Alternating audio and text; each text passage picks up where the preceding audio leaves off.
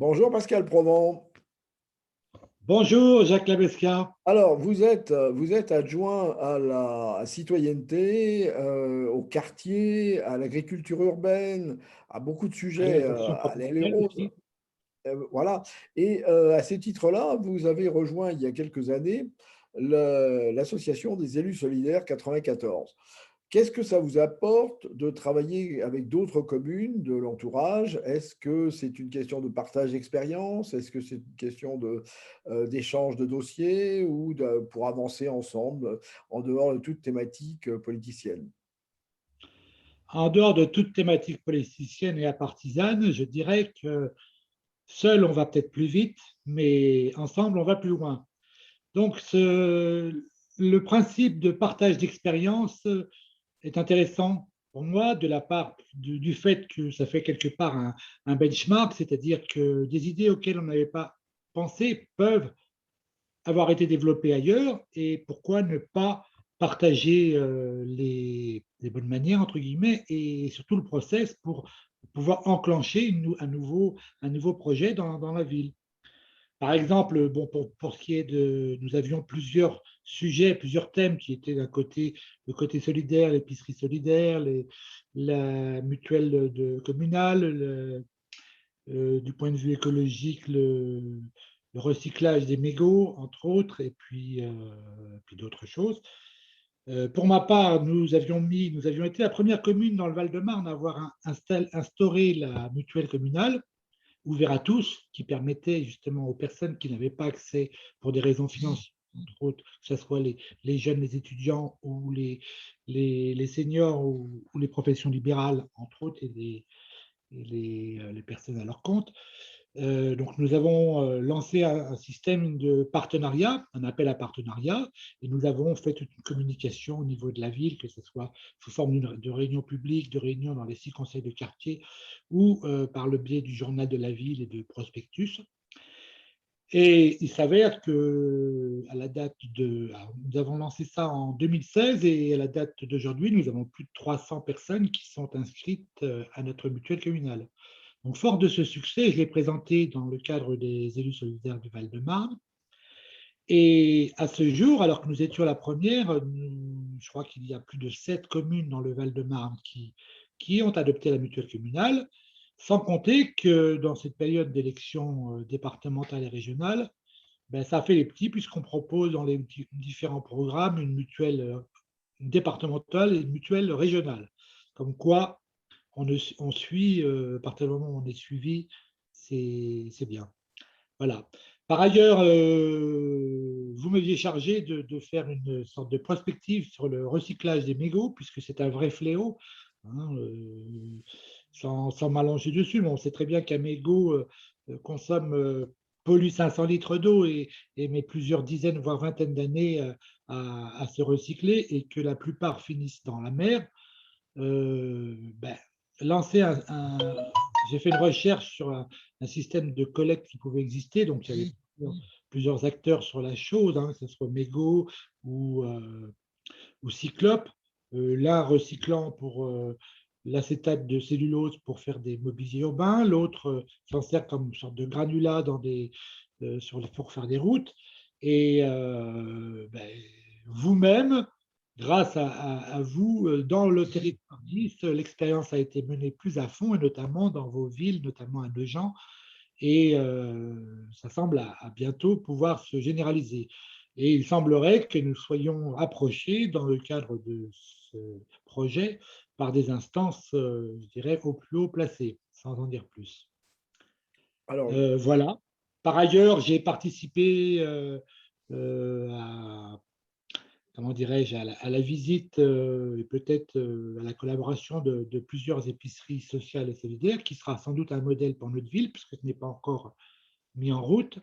Ce genre de partenariat est très intéressant, puisque je crois que c'est à Vincennes, à Vimey-Brévannes, il y en a eu créé, il y en a eu aussi à Chenevière, et qui elles-mêmes collaborent entre elles. C'est-à-dire qu'au-delà des étiquettes politiques organisatives villes, il y a partage de ressources quand il y en a trop, ou partage je dirais, de bonnes manières entre les différentes épiceries solidaires. Voilà ce que je pouvais dire. Si j'ai un peu de temps, je pourrais peut-être rallonger, c'est comme vous voulez. Oui, et puis vous avez d'autres projets aussi. Il y a d'autres projets, ça c'est ce qui est en cours. Il y a même d'autres projets encore parce que la richesse vient de l'échange. Bien sûr, tout à fait. Et puis au fur et à mesure, je dirais, des, des élections, les projets évoluent. En ce moment, nous travaillons pas mal. Bon, étant responsable de l'agriculture urbaine, je me sers de... Bon, j'ai moi-même fait des études. J'ai un titre de chef de projet en économie sociale et solidaire que j'ai fait à initiative à Bourg-la-Reine, une faculté libre des sciences politiques, qui m'a fait travailler sur la notion de jardin partagé comme espace de bien vivre ensemble et en titre de prévention primaire à la radicalisation, puisque dans nos communes, peut-être pas dans les vôtres, mais je sais que dans nos villes, la prolifération des cités et du communautarisme entraîne vraiment, je dirais, des guérillas urbaines qu'il faut absolument maîtriser. Alors, bon, il y a la répression qui existe, mais ça, c'est au rôle de la police et des animateurs de rue. Mais ce qu'il faut voir en avant, c'est l'éducation des futures générations, je dirais, à titre de prévention. Donc, le jardin partagé en tant qu'hétérotopie est un autre lieu de la culture qui permet d'apprendre aux enfants à découvrir ce qu'est l'écologie, ce qu'est le bien vivre ensemble, puisqu'il y a partage de connaissances, partage de bonnes manières. Et dans ce sens-là, moi, mon objectif est d'étendre, profitant je vais dire, du plan de relance qui a été initié par le gouvernement et qui met le paquet sur l'écologie et notamment sur l'agriculture urbaine, de pouvoir, à ce niveau-là, étendre dans chacune des cités de ma ville et faire ce qu'on appelle un jardin partagé. Voilà. Et les jeunes viennent travailler au jardin, viennent naturellement. Est-ce que c'est facile? Alors, bon, j'ai un autre jardin par ailleurs, donc au niveau de Carrefour, où là, toutes les familles sont invitées, et donc les enfants viennent aussi. Mais le but, ce n'est pas forcément les adolescents, c'est à titre de prévention. Quand ils sont tout jeunes, où ils viennent avec leur papa, leur maman, on leur fait découvrir, on leur fait des expériences de semis, voient comment ça pousse la plante, ils s'intéressent, comment on désherbe, etc. Et ça peut, pourquoi pas, créer des vocations pour plus tard. Et je dirais à l'époque de l'adolescence où les enfants ont besoin de- d'appartenir à une famille qui est autre que sa propre famille, ça peut être un moyen je dirais, d'utiliser les méthodes d'embrigadement à des fins plus citoyens, on va dire. Voilà. Et alors, est-ce qu'il n'y a pas aussi un côté tout simplement amical et relationnel en disant Ah, tout à fait. les élus doivent donner l'exemple de la solidarité par rapport à leurs électeurs, mais est-ce que les élus entre eux ne devraient pas donner aussi un exemple de solidarité pour démontrer que la solidarité n'est pas qu'en dans le sens utilitaire? Tout à fait d'accord. Et je peux dire qu'à ce propos-là, nous avons lancé un groupe de réflexion hein, sur WhatsApp pour le moment, mais même avec des rendus devant toute la majorité des conseils municipaux, des réflexions, notamment à cause de la crise du Covid, sur la relance associative et la relance du bénévolat, qui fait défaut en ce moment, puisqu'on sait que dans la plupart des associations, tous ceux qui sont dans les instances dirigeantes et organisatrices sont souvent des retraités ou des mères au foyer qui ont du temps à consacrer. Donc le but est de revaloriser la fonction du bénévole, notamment il y a des services qui ont été créés, je crois, par le gouvernement, je m'engage.gouv.fr, je crois, si je ne me trompe, qui permet de proposer des missions soit au sein des collectivités locales, soit au sein des associations, à des bénévoles qui peuvent venir de n'importe où et qui sont prêts à répondre sur une action. Ça peut être une action qui peut être un ramassage de mégots, ça peut être du désherbage, ça peut être dans le cadre d'organisation je sais pas, d'un événement. On est en train de réfléchir pour faire justement un jumelage avec la ville de Laï en Champagne, la deuxième ville de France qui a un tréma sur son Y et qui est productrice de champagne. Pourquoi pas faire un jumelage pour faire des échanges de pieds de vigne en échange de pieds de rosier, parce qu'on sait très bien que la vigne et le rosier vont bien ensemble, puisque dans toutes les vignes, on met des rosiers pour justement prévenir l'oïdium. Donc voilà, donc, à partir de là, bon, on peut lancer un sorte de jumelage événementiel qui derrière entraînera peut-être des vendanges, des récoltes, mais pour le moment, c'est aménager le terrain, le retourner, faire des plantations, les plantations, et puis l'entretien aussi, parce il faut surveiller ces pieds de vigne. Et donc, voilà, différentes initiatives qui sont faites que je pourrais bientôt partager avec les élus solidaires du Val-de-Marne. Eh bien, merci beaucoup, Pascal Provence, et merci de votre témoignage.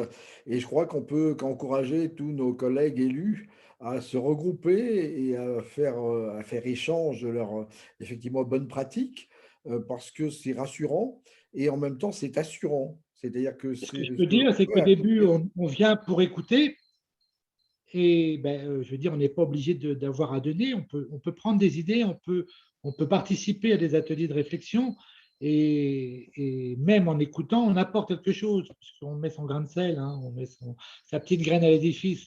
Donc, on commence par récupérer, puis ensuite, ben, l'effet de retour d'ascenseur, je ne sais pas, on propose aussi des choses, puisque chaque ville adopte les mêmes, je dirais, délégations ou les mêmes secteurs avec des angles différents, effectivement en fonction de la taille de la ville ou en fonction de l'esprit général des habitants.